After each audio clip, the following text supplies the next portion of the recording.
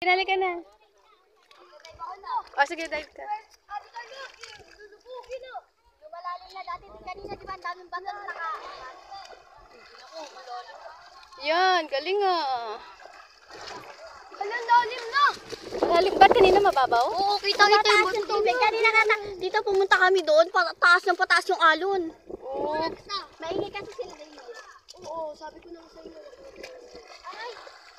Halika na, uwi na tayo. Ano? May gumagata. Bebe, itinda ka. Ay!